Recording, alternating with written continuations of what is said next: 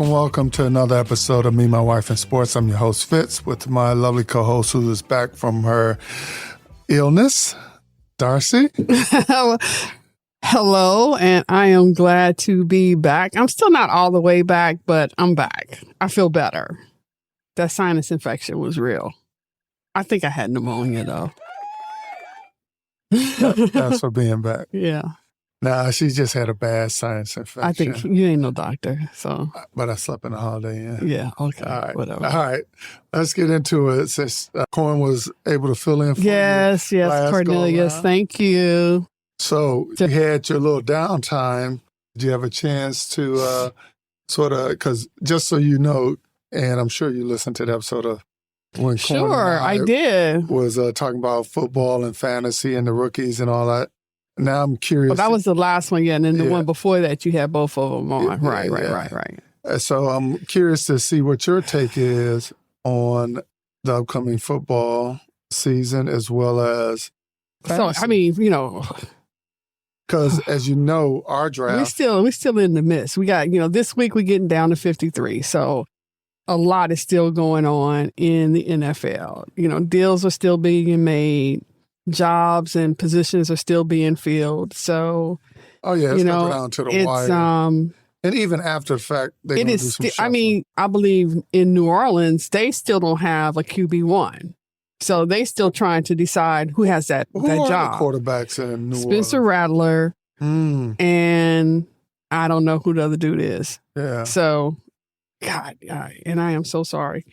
Who is that? Is this a sort of a rebuilding? Because I feel kind of bad for Kellen Moore. Yeah. Since he's... I don't, but...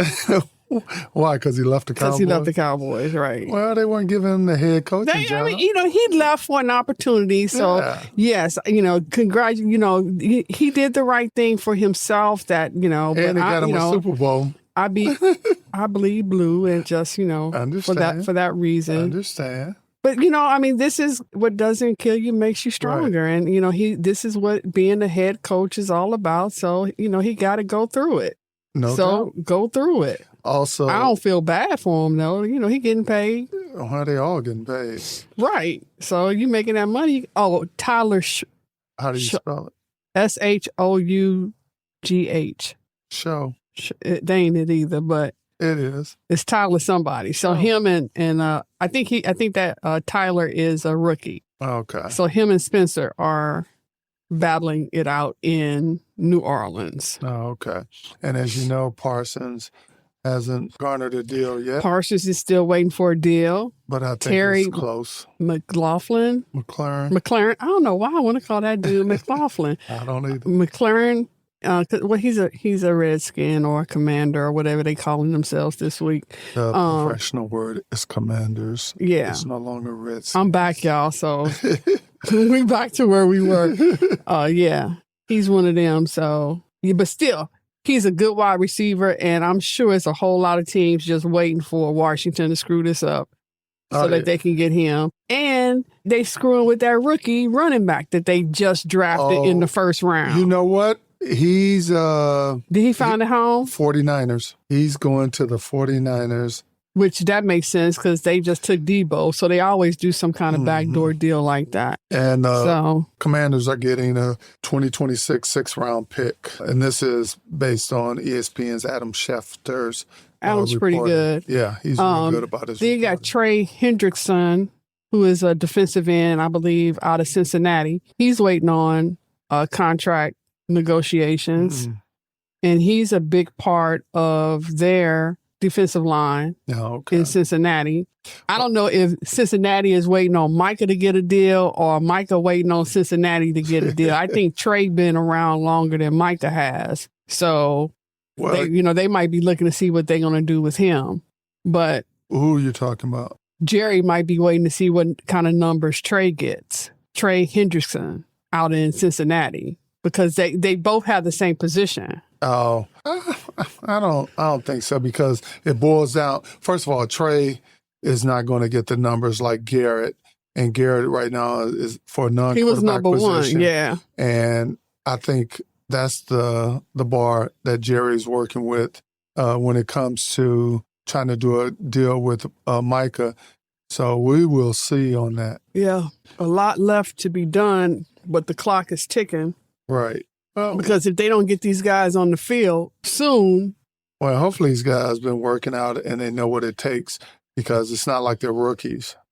All right, what else is going on in the news? What else? Well, right now the U.S. Open is about to start. Tennis.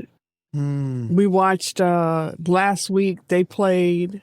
They had the mixed doubles, which a lot of people in the tennis world were upset about how they did the mixed doubles. Where was this year. match at? Was that the one in Ohio? No, the U.S. Open is in New York. Oh, the New York. Okay. So they had the Cincinnati match that was in Mason, Ohio. Why were they upset with the way they did the doubles? But now they finished that and we come to New York, Flushing for the U.S. Open. That's the next big major Grand Slam competition, and the first week is the mixed doubles or just the doubles, right? So this year, for some reason, the big names in the singles competition all decided to team up and compete in the mixed doubles together. It's like what they'd never done that in the past? They had never done that in the past. Okay. Like it was normally like you might have had one or two people who regularly competed as pairs with someone in the doubles competition. But like this year, like Carlos Alcaraz just grabbed somebody, and said, it appeared as though they just kind of teamed up and said, hey, let's do this. Right. And then, and so all these names, these big names were in the mixed double. The stands for the mixed doubles were full and that never happened. Well, of course, the U.S. Open, they all love it because tickets are sold out. They got crazy TV time because now you got Taylor Townsend and Ben Shelton playing together and, everybody wants to see that. Right. But the regular pairs for the mixed double, these people are all upset because they're getting bumped out way sooner than they would have because now they got to compete against Ben Shelton and Taylor Townsend, and they never had to compete against that level of competition. You had Djokovic in there, and that's probably not how you say his name, but close enough. Close enough. Yeah, you and were good with it. Sinner was playing with somebody, and Sabalenka was playing with somebody, and all the big names, the top 10 singles people was all doubled up. And it was talk about... And it was only about the purse. And it was talk about maybe Serena and Venus getting together to Venus was trying double. to get Serena to come back so that they could get in, because God knows if they had been in it, they possibly could have just swept it. Because even when they were interviewing these people, they were saying, so what's your strategy? And they're like, we just out here having fun. We ain't got no strategy. We figuring it out on the court. We just out here having fun. Well, probably the ones who are highly ranked and the ones who aren't highly ranked probably out there trying to make some money. Yeah, but you know what? Like a couple of people that got interviewed said that, and they was in the quarterfinal. So every time you advance, you're getting paid. Oh, okay. So, that's what I was saying. Well, like Ben Shelton and Townsend, they made it all the way to the quarterfinal. It might not have been but $30,000 for the pair. Right. That's $15,000. They ain't taking that but going down to Fifth Avenue and blowing it down there somewhere. What do they care? But it's an extra $30,000 that they get to split. Right. And it keeps them playing, which is going to help them conditioning for the singles, which is this week. Yeah, but at the same time, your body needs to recover. You would think, well, it is recovering because they lost they lost on Tuesday. They had the rest of the week to chill out, but they've had that conditioning, whereas before they would have just been in the weight room and on the practice court. True.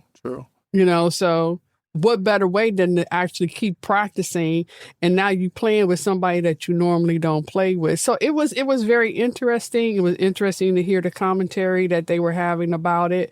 It seemed like to someone who's not in the tennis world, Right. That this was something new because they were talking about it a lot. I never tune into the doubles at all because, who watches the doubles? Nobody does unless you know two of the people that are playing. Normally you just don't know those names. Right. But this year, guess what? Watch the doubles because we knew all the names, who don't know those names. So that was different.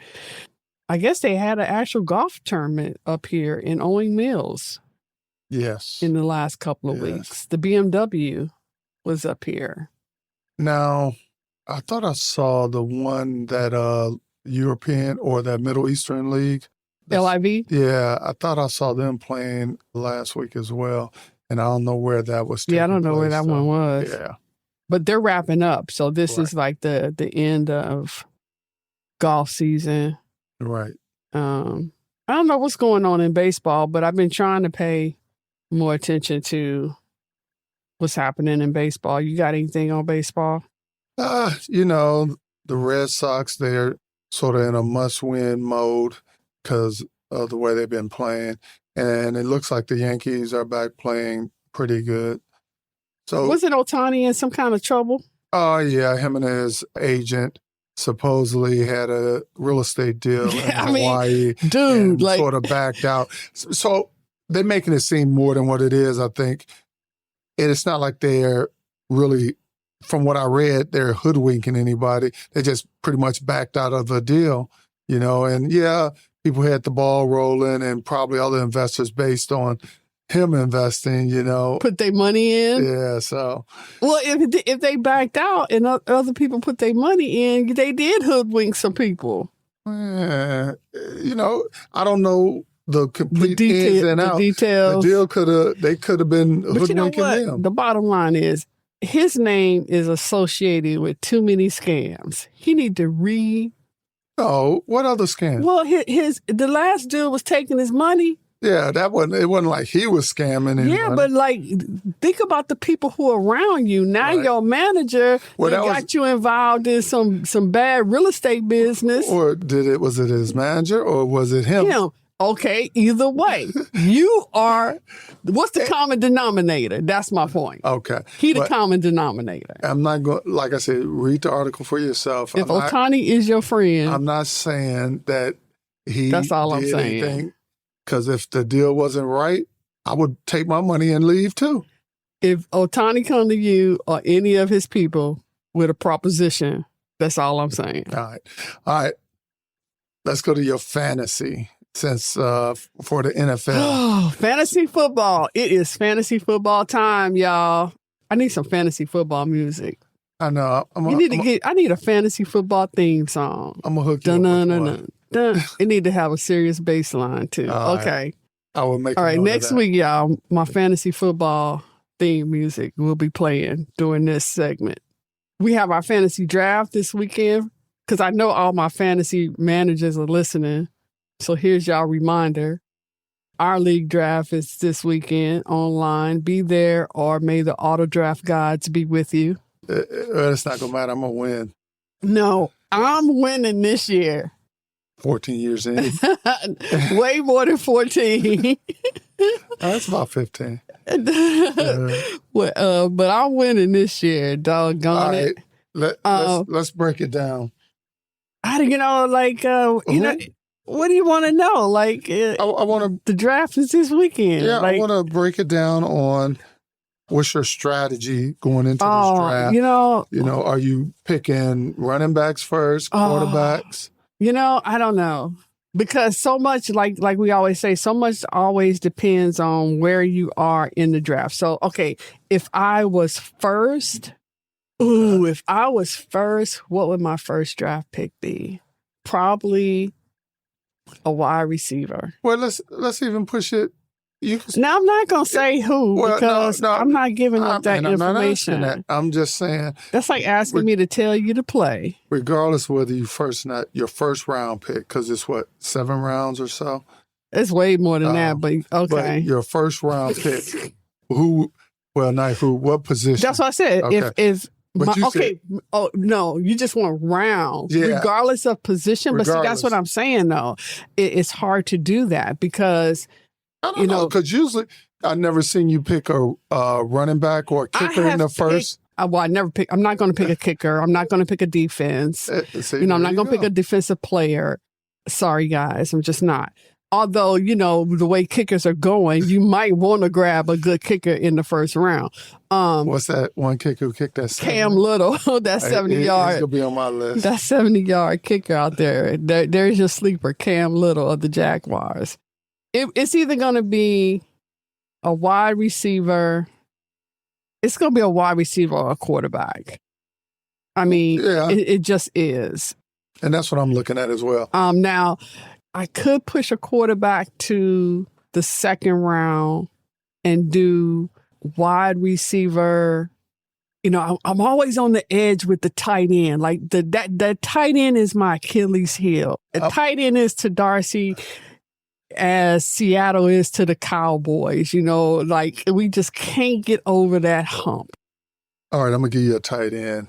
But, it's not picking them, but it just, because it's like, even if I grab, like, I'd have to get a tight end in the first round to get a good one. No. And then my luck is I get a good tight end and then he hurt. Like every year that I have had a good tight end, he has gotten hurt because I have had good tight ends. I've had them. Is that why you didn't win? No. Okay, just checking. No, I've had good people at every position, and every time I get them, like one year I had Rashee Rice. I was all excited. I got Rashee Rice. What did he do? First game. But that's the pull that Achilles. And we've all had that player that go down. Exactly.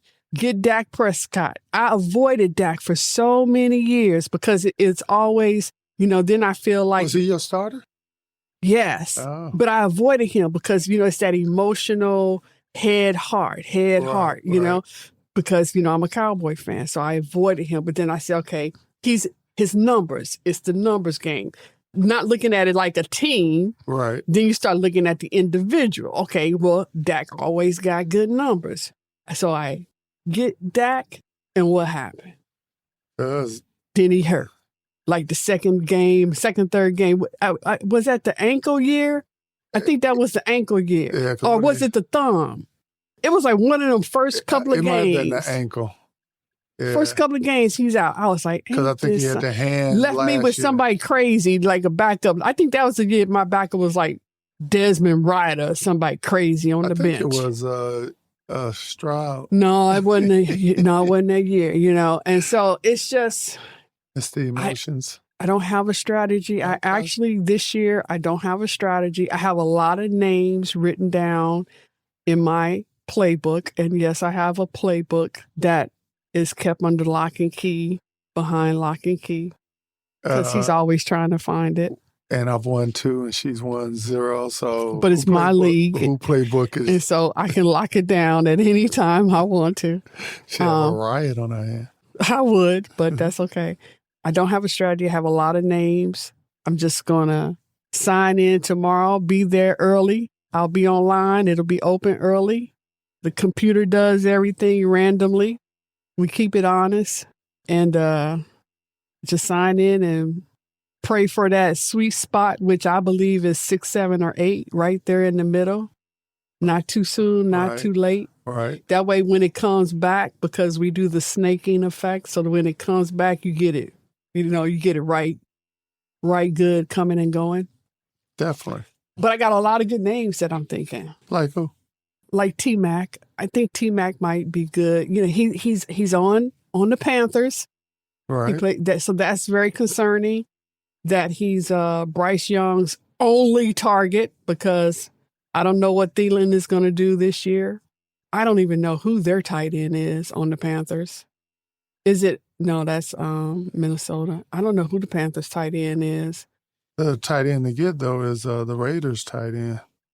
Brock Bowers, yeah. I mean, he's a big boy, and he's still like the number 1 tight end out there. And I think Komet would be Cole. It'd be about time, because I had Cole, too. Because he's with Chicago, right? Yep. And I think Chicago's in a better place this year than they ever been. Well, Bill is back.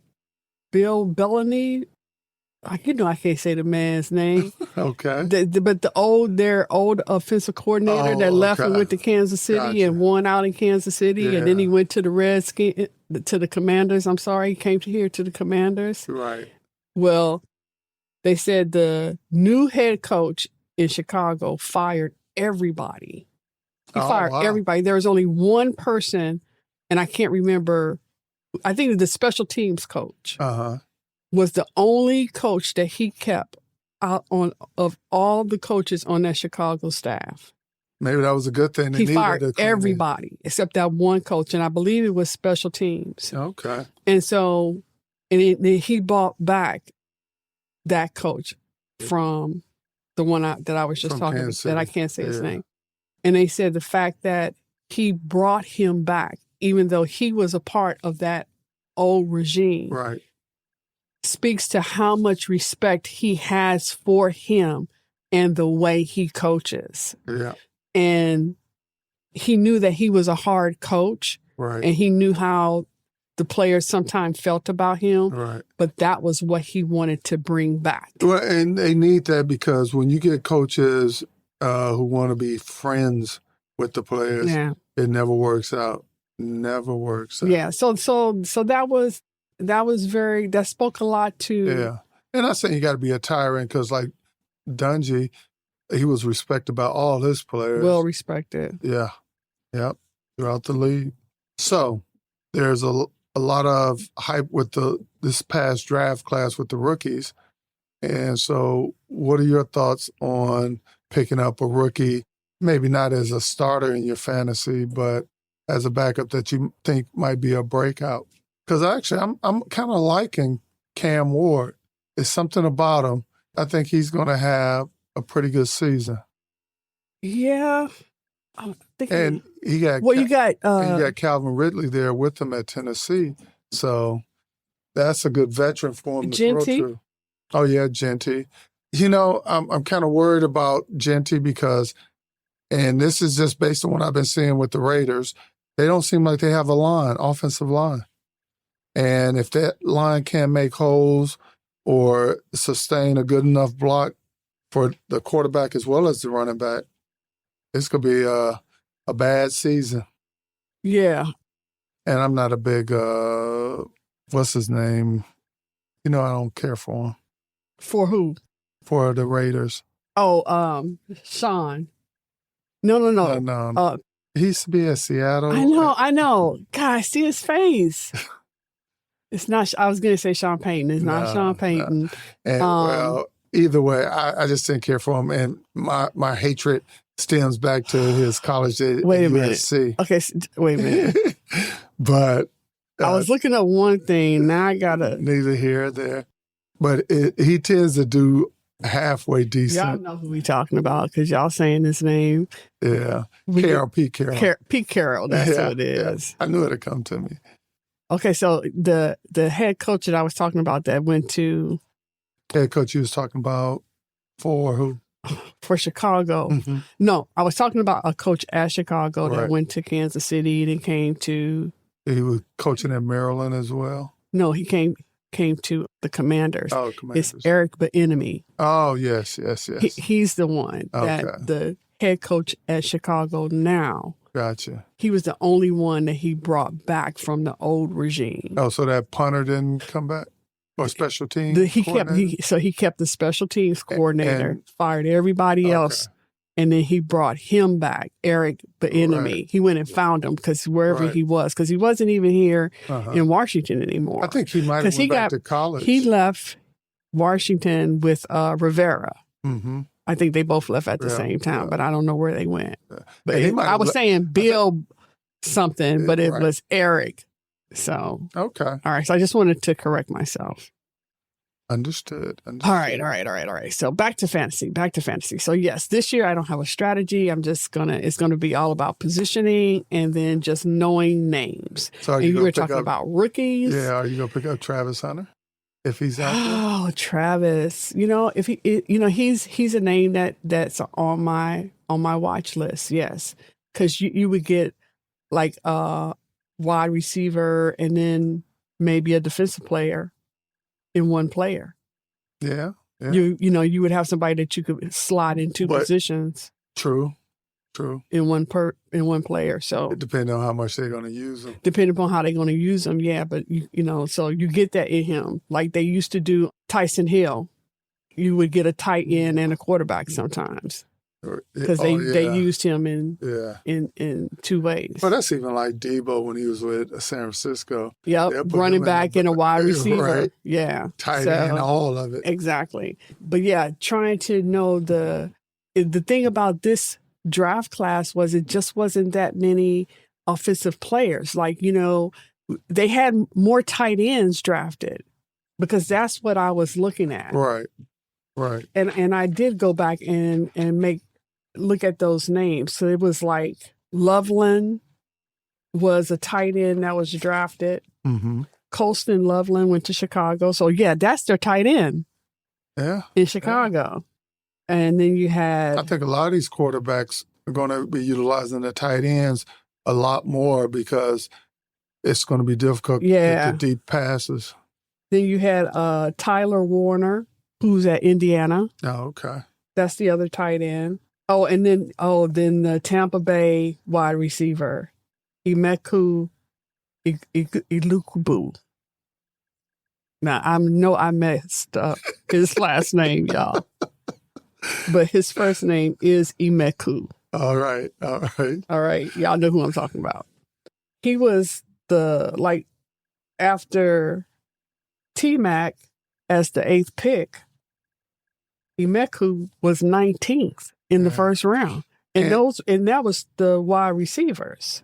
And it's also how these guys develop during the preseason and the camps and all that because...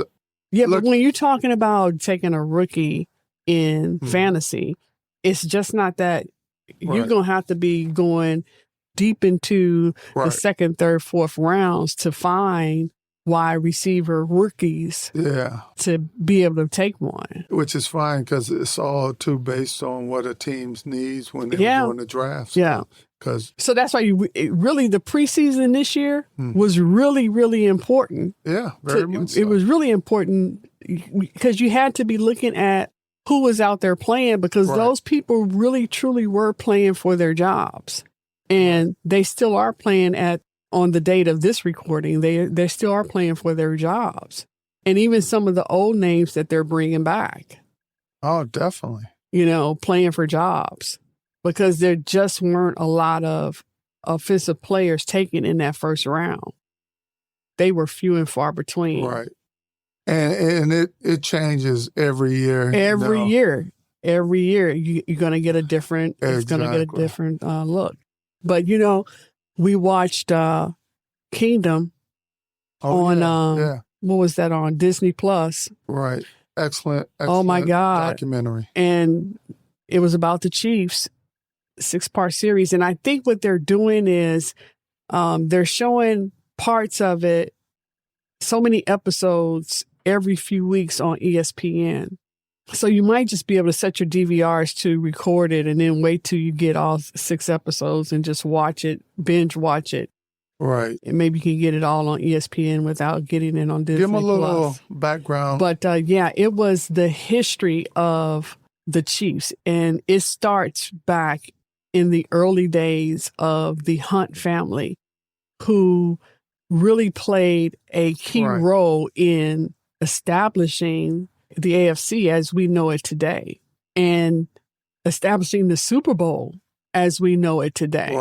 Right. He's the one who coined the word and is probably the legal owner of the patent Super Bowl, the Hunt family, and just great history on Kansas City. And I will tell you honestly, we have family in Kansas City and our matriarch is a Kansas City fan. Right. And so, but we are sick. We were people sick of Kansas City and Kansas City winning and hearing about Kansas City, even though we love our Kansas City family.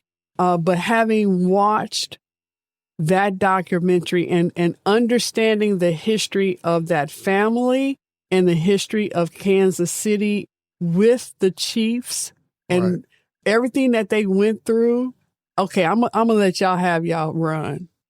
I'm going to let y'all, because they went through a lot as a organization, as a city, as a fan base to get them Super Bowls. I mean, and so for those ride or die true Chiefs fans that know what I'm talking about and still stay Chiefs fans through all that history, y'all have it's your time. Exactly. Ride it till the wheels fall off. Ride it, because I think that's how Cowboys fans felt back in the 90s, and that's why we still wearing jackets that got the 90s on it.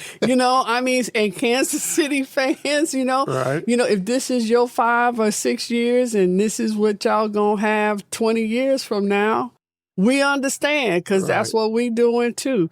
So I think every club probably has this story. It's just hasn't been told yet. Right. Their story just hasn't been told yet. But it was very interesting. I encourage every true sports fan to watch that series, because if you are a fan of whatever team, then you will have a true appreciation for watching what that club went through to get where they are. Yeah. It's good just to see how the sport evolved. And then the history that you get from that family about how Mr. Hunt, Lamar Hunt, who was the father that started it, and now Clark Hunt is the son, who is the CEO and chairman of the board, I believe. Right. Running the show now. And doing a great job. He brought the championship. So and his dad was able to see a championship when he was alive as well. So and then the support that they give Andy Reid to do what he does. Yes. Just like how they brought Kareem Hunt back and through all of that. And they actually interview Kareem Hunt. So, don't spoil it. I won't give it all away. I won't give it all away. All right, well. Watch the show. Exactly. Well, we're coming to the end of our show here. Is it time already? It is. Well, glad to have you back, and I'm glad that the audience got a chance to hear your voice. It's good to be back. We'll do it again. Yeah. But before we go, little known sports fact. Some things never change. Yes. Did you know that this is a NFL sports fact? Okay. Johnny Greer was the first Black referee in the NFL, making history in 1988, where he officiated Super Bowl 22. Oh. Did you know that? No, I did not know that. Super Bowl. What year was Super Bowl 22? 1988. Wow. Yeah. So 88 was only 22. Okay. Yeah. But also, just so you realize, he wasn't the first Black to be in a Super Bowl as an official. There was another gentleman named Burrow Toller who was the first Black in Super Bowl 14 in 1980, where he was a judge, one of the field judges. So, all right. That's the little known sports fact for today. Do you have any final thoughts before we sign off? I do not. As always in parting, remember your mate is a reflection of you.